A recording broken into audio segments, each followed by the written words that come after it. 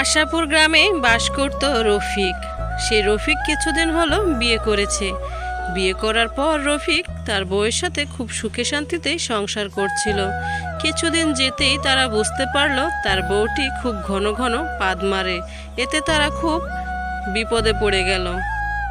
দেখো, তুমি এসব কি শুরু করেছো? তোমার জন্য তো আমি কোথাও একটু শান্তি পাচ্ছি না। এক একজনের মুখে এক এক রকমের কথা শুনছি, আমার তো এগুলো শুনতে আর ভালো লাগছে না। এর কিছু একটা করো। দেখো আমি কি করতে পারি? আমি কি ইচ্ছা করে এগুলো করি? আমার যদি চলে আসে আমি কি করব? আমি কি আটকে রাখতে পারি? এতে আমার দোষটা কোথায় তুমি বলো তো? তুমি যদি না ছি ছি ছি ছি ছি ছি, এই মাত্র তোমাকে আমি বললাম, আর তুমি এটা কি শুরু করেছো? আমার আর এগুলো কিছুই ভালো লাগছে না। তোমার সাথে সংসার করাটাই মনে হয় আমার দায় হয়ে যাবে। দেখো তুমি এসব কথা বলো না। এসব কথা বললে আমার ভীষণ ভয় হয়। তুমি যদি এসব বলো আমি কি করব বলো? আমার হাতে কি কিছু আছে? আমার এসে যায়, তাই আমি দিয়ে দিই। আমি এতে কি করতে পারি তুমিই বলো। অত শত আমি বুঝি না, তুমি কি করবে তুমি ভালো জানো। আমি এখন আসি। তারপর রফিক সেখান থেকে চলে গেল। আর রীতা সেখানে দাঁড়িয়ে রইল আর ভাবতে লাগলো সে এখন কি করবে। বৌমা, ও বৌমা, একটু এদিকে আসো তো, একটু কথা বলবো। বুঝতে পারলে না? তাড়াতাড়ি আসো। হুম, কি যে করো না বৌমা, কি আর কথা বলবো। যাও যাও কি হয়েছে বাবা, আপনি আমাকে ডেকেছেন? এই তো আমি আসলাম, বলেন। কি আর বলবো? বলতে তো চেয়েছিলাম অনেক কিছু, কিন্তু তোমার কর্মকাণ্ড দেখে এখন আর তোমার সাথে কথা বলতে মনে চাচ্ছে না। যাও যাও এখান থেকে। ঠিক আছে বাবা, তাহলে আমি আসি। কি হলো, ভাত দিয়ে তো চলে গেলে, পানি পুনি কি দিবে না নাকি? হুম, এই তো পানি আনতে যাব, একটু কষ্ট করে খাও। তোমার যন্ত্রণায় তো খেতে বসেও শান্তি নেই আমাদের। কি ব্যাপার বাবা, কি হয়েছে? তোমার মন খারাপ কেন? আর তুমি এত চিন্তিত কেন? কি হয়েছে?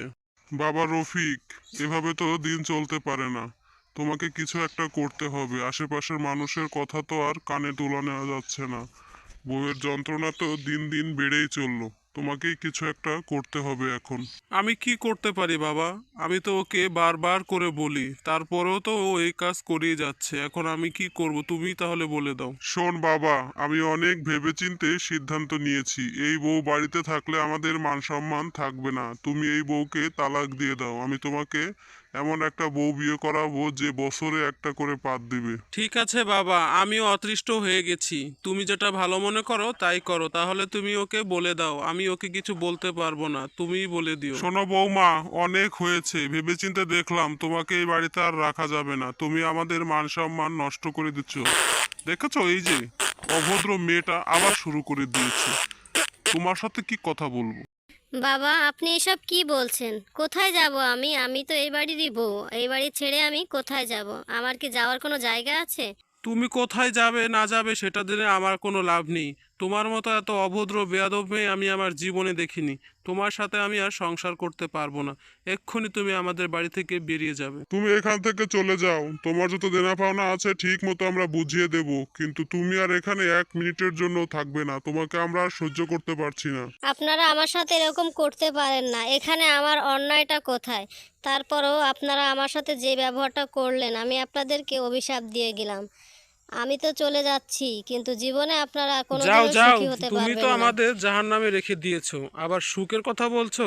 তুমি না থাকলেই বরং আমরা সুখে থাকবো। তোমার মতো মেয়ে এই সংসারের কোনো প্রয়োজন নেই।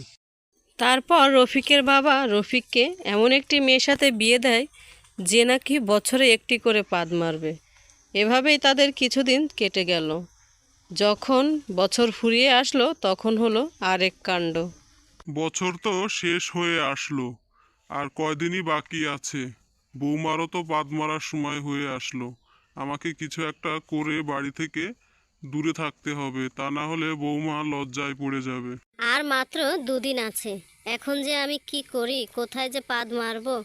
শ্বশুর মশাইয়ের সামনে তো মারতে পারবো না। আচ্ছা, একটা বুদ্ধি পেয়েছি। কিছুদিন আগে তো শ্বশুর মশাইকে একটা গোলা আনতে দেখেছি। আমি ওখানে গিয়ে পাদ মেরে চলে আসব। তারপর যখন পাত দেওয়ার সময় হলো মিষ্টি পাত দিল এবং সেখান থেকে চলে গেল। আর সে খেয়াল করলো না যে সেখানে তার শ্বশুর আগে থেকেই লুকিয়ে ছিল। তার পাদের গন্ধে তার শ্বশুর সেখানে মারা গেল। সে বুঝতেও পারল না। কি গো, তোমার সকল কাজ কারবার শেষ আর সেটার কি খবর? হ্যাঁ, হ্যাঁ, আমার সকল কাজকাম শেষ, কিন্তু তুমি কোনটার খবর জানতে চাচ্ছ?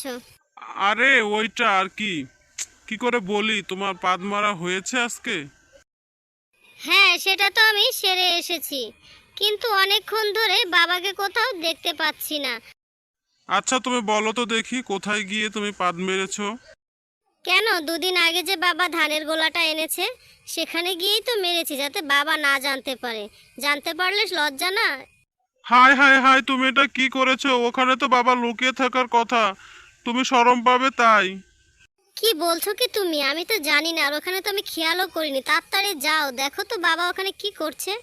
হায় হায় রে, এটা আমার কি হলো? কি সর্বনাশটা হলো? হাদু বাদু পাদুনি তো আমাদের ভালোই ছিল। বছরের পাদুনি এনে আমার বাবাকে খেলাম। হ্যাঁ বাবা, তুমি এটা কি করলে?